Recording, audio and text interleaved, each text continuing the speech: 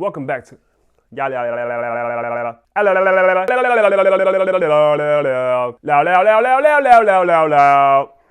Welcome back to Meet Me on the 50, y'all. I am Eddie, your host, man.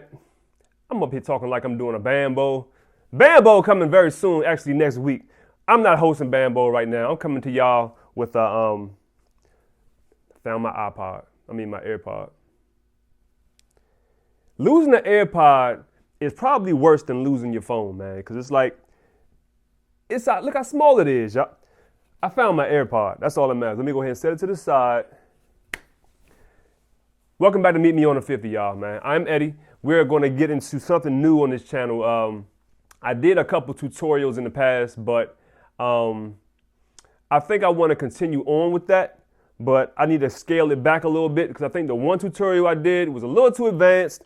So we're going to call these Tutorial Tuesdays. Essentially, it's going to be what the title suggests. It's going to be, excuse me. I just had some Mexican food.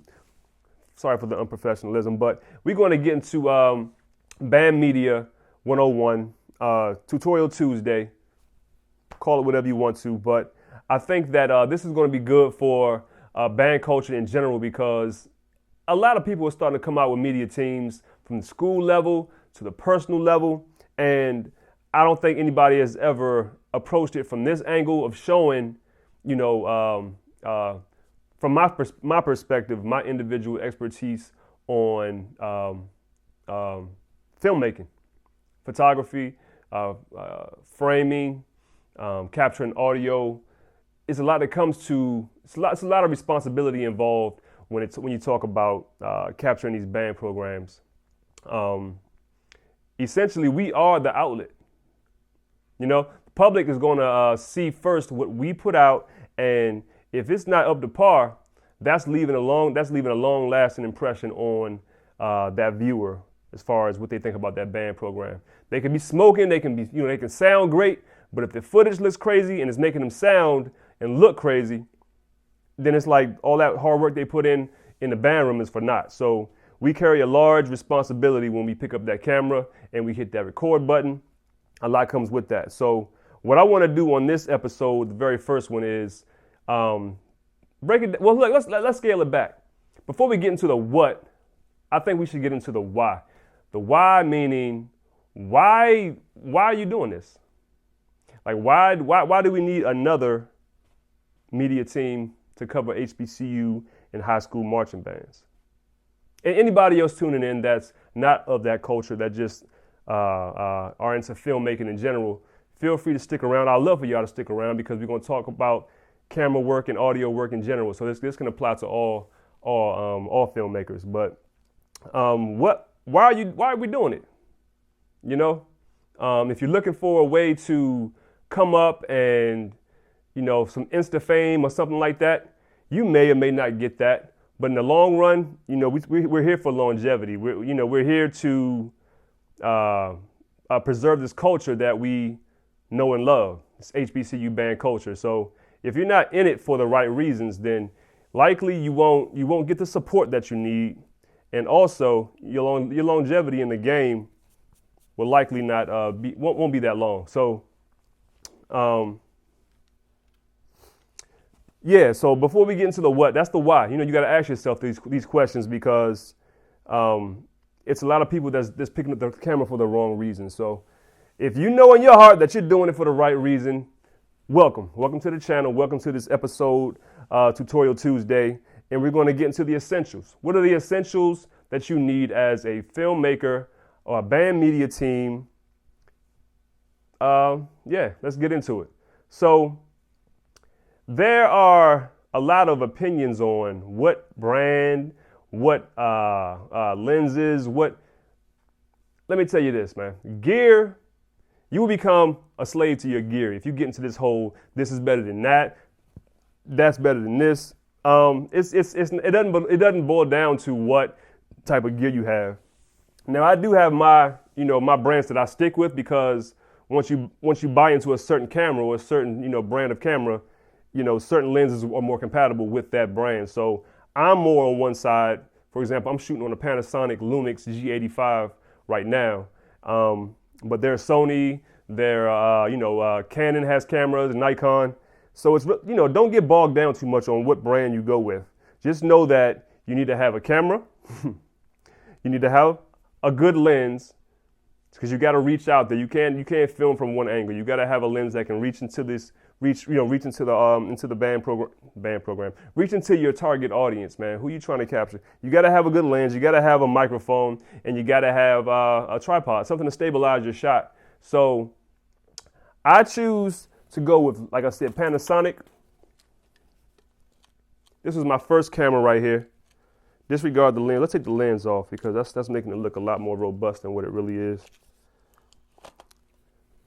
All right, so what you got right here?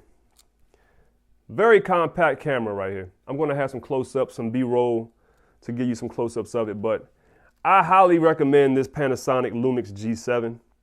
Very lightweight, but one thing about this camera that was very groundbreaking when it came out was that this was a considered consumer grade or low budget as far as how much you paid for it camera, but it carried the capability to shoot in 4K. Very first of its kind, something of this caliber at that price range. I think I paid like $5.99 for this when I bought it. Excellent footage. If you're shooting it, you need to be shooting in 4K, because as the resolutions and everything on YouTube and all these other video platforms, as they improve their quality, 4K will become standardized. You see all the TVs are starting to become more 4K compatible. So if you're shooting in 1080 and 720p, and if you don't know what I'm talking about, we'll get more into that, later on. But if you're still shooting those old formats, then your footage will likely look dated in the next couple years. So I highly recommend this Panasonic Lumix G7. Like I said, there are other bodies, but this is what I suggest because this is what I know. All right. With this camera, it came a kit lens. It came with a kit lens. I think it was like a 24 to 70. I forget the actual focal length, but when I say focal length, I mean, zooming in, zooming out. I'm gonna keep it real simple as far as the terminology. But the thing about that kit lens that came with it, the aperture wasn't constant, meaning that when you zoom in, it would darken the picture. When you zoom out, it brightened it. And when zoom out, zoom in. So what that does is it's pretty much telling you that the aperture or the shutter speed that you're shooting at in the aperture is also being affected every time you zoom in and zoom out. So I had to pretty much stash that one. That didn't mean no good, because you don't want your shot to change too much when you're shooting it. So I had to go ahead and buy me an upgraded lens. So I actually shot Canon when I was a photographer, which I still shoot from time to time. I still shoot photography here and there. I actually have a shoot next week, matter of fact, for a retirement ceremony. But this is a Canon lens right here. This is a Canon 24-105, and it's hooked up to a Metabone speed adapter.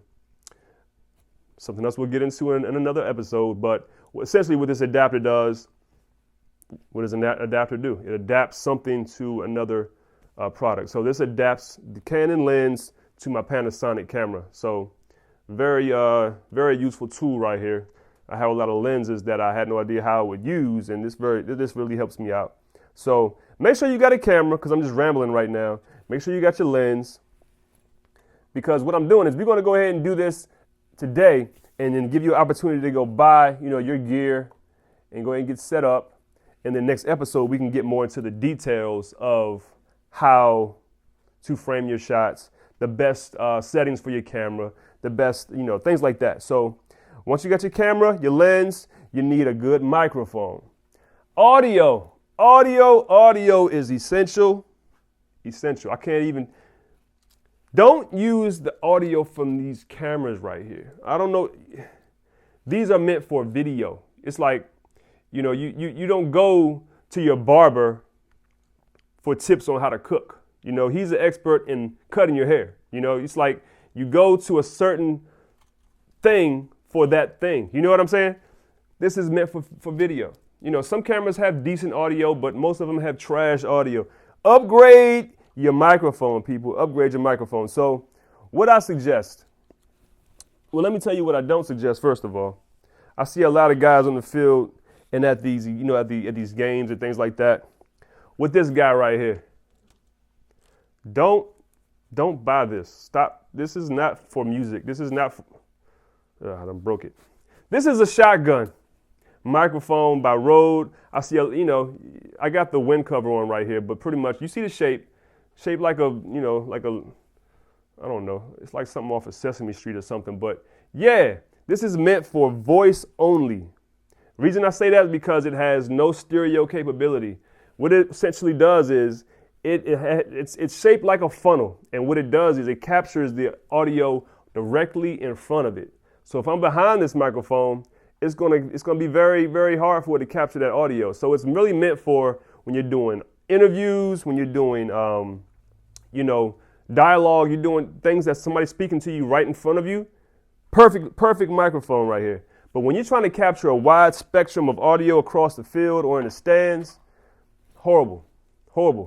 It's not going to capture any stereo of that audio that you're trying to capture. You need to use a microphone that has a left and a right direction. Okay?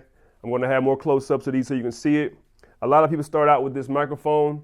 I did. This is the Zoom H1. It's decent. Again, I would probably use this for interviews, and I'm actually using one right now. Look, it's in my pocket. It's perfect for capturing audio, as far as dialogue. I don't know if I use this for music. It's just, once you peak past a certain level, and bands are loud. They're very loud, and this doesn't do too well with capturing audio without distorting it. This is the Zoom H1. So what I do recommend, and what you'll see a lot of out and about, people, they upgrade to the Zoom H4n. Okay, this is the H4n Pro. It does everything the H1 does on steroids. I mean, just imagine anything that you see on that previous one I just showed you. It does it, but it has better processing. The audio is spectacular. It comes with these directional hoo-yah things. I don't know what they call it, but yeah, you're able to capture either a 90-degree span of your audio or all the way up to 180. So what that's good for is if you're standing right in front of a band, you want to be at 90 because you're more than likely, if this is a 90-degree angle right here, you're more than likely going to capture everything between this space right here. But once you're back on the stands and you're in the 50-yard line trying to capture that field show and the band is spanned across the entire field, now you have much more area you're trying to cover as far as capturing that audio. So you need to space these out to 180, and now it opens up and you get that full surround sound right there. So this is the mic that I would probably suggest. H4n, okay? So we got our camera, we got our lens, we got our audio. Now, last but not, well, we'll talk about a few more things, but how much time do I have? Let's see. There, we have 15 minutes already. All right, I'm not gonna try to make this too long. I really wanted this to be short, but I talk too much. But this is essential, all right? Not particularly this type, but this is stabilizer. This is a monopod. You don't want shaky footage, y'all. You want to be taken seriously as a band, media team, or as a filmmaker, or whatever you want to call yourself. You got to stabilize your footage, y'all. So monopod, tripod. If you got money like that, get you a gimbal. One of the, you handheld is motorized, and it pretty much, it's going to make your footage look very good, man. I use the Zhiyun crane, the original crane, came out about 3 years ago, I believe, 3 or 4 years ago. Still does me fine. A lot of people go ahead and upgrade to the DJI, and the, I forget the names of the other ones, but yeah, get that. You need to stabilize your footage. Other pieces of gear, memory cards. Look,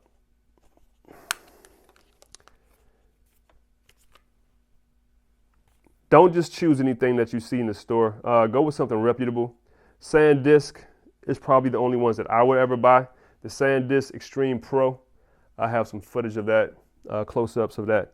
Get you one of these. Make sure the rating is high enough to capture your footage and in the best quality, man. And also, the higher the rating of the card, the faster it'll transfer from your camera to your computer.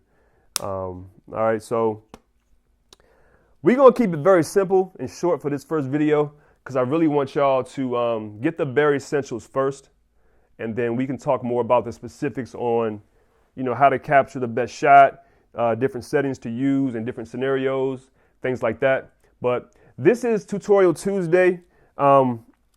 We're going to continue doing this every Tuesday. I think this is, like I said, this is good for the game. A lot more media teams are popping up, and I encourage everybody, if you know any of them that's starting and need some info on getting going, point them to Meet Me on the 50. Go ahead and hit that like button.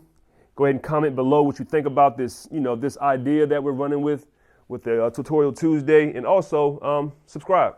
Hit that red button, and stick around because we have a lot more coming up on this channel. This week alone is going to be action-packed.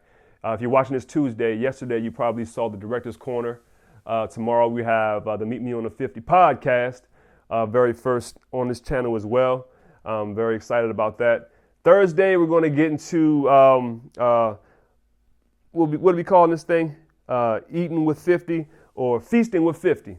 Feasting with 50, man. So we're going to have either I'll be cooking this meal or I'll go out and buy it, but we're going to go in and eat together. So get your meal ready for tomorrow night. Well, not tomorrow, but Thursday night. And then Friday, Cranking and Driving. Y'all familiar with the Cranking and Driving series? We drive around the town and we crank it out. So thanks for the love. Thanks for the support. Thanks for tuning in, and keep doing what you're doing, y'all. All right? Meet me on the 50. Tutorial Tuesday. Out.